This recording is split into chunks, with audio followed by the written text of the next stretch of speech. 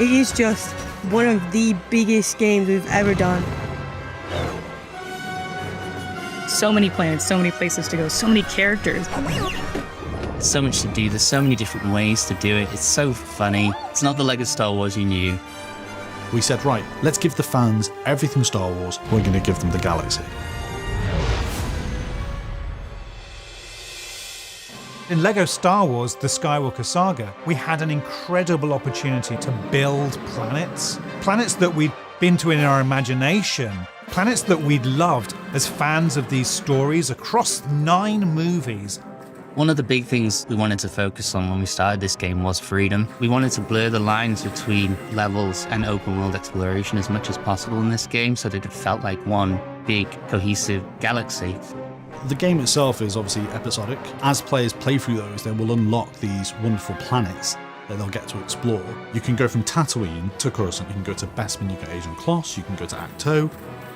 The planets are where this game really comes to life. The sheer scale of this is off the chart. Being able to traverse the entire galaxy, going from all the planets that you would recognise from the films. We've just really tried to delve into making each planet feel like alive and unique to what it was in the film. We started by going through every planet, discussing colours and texture details. Each planet and location has got so much original, authentic Star Wars detail. We got new systems that gave us a lot more finite control. How the planets look, how the levels look, how the ships look, it all looks so good. There's also a couple of little details that people might not really observe straight away. One of them is the Lego weathering effect. When you have the players or vehicles transition through the environment, they become sort of dirtier. For example, Tatooine Desert, all the characters like have sand on their feet. It was really satisfying when you actually can play the game, whichever character you choose. We wanted to make sure that all the little crevices and all of the places like snow, mud, sand, all these elements would start to increase. You really do feel part of that world. It's just fantastic. Away! Get out of here! I find it impossible to pick a favourite planet. I mean, there's so many great ones to choose from. Cloud City in Bespin is a great one because it's such an auditory experience. You got all the ships flying past you and you got all the people walking around. The first time I landed on Naboo, you come through a clearing of trees and you just see the lake and you have the sun and the clouds in front of you and the sun's reflecting off that. It's absolutely beautiful. My favourite planet is Endor. I was just the right age to get excited about Return of the Jedi. I loved the Ewoks. Just go to all of them.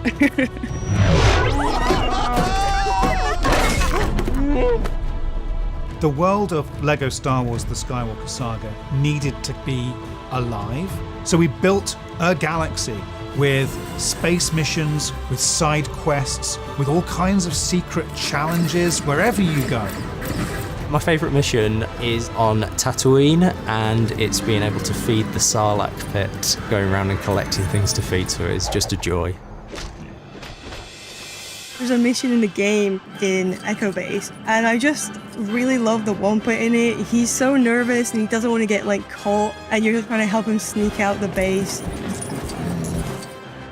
There are some missions where the player will follow a string of missions. That mission giver might send you from Acto to Exegol, and you've got to travel across the galaxy and finish that mission. And that's something new we haven't actually done in previous games so much.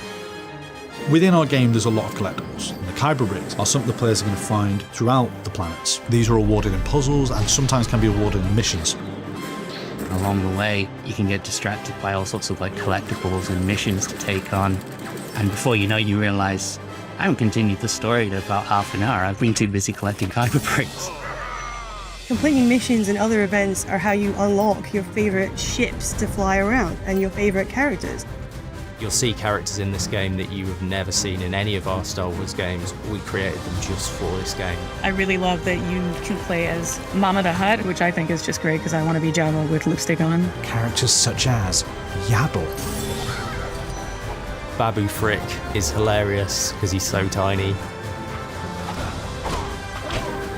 I am a huge fan of Star Wars, so I was so excited to be part of this. It was even more exciting to get to work on these planets I've loved seeing in the films and exploring them even more. The work that the team have put into it is incredible. I couldn't be prouder to have been part of this game. we were able to capture so many worlds and bring them all together and really create them the way that we wanted to is something that I'll always be proud of.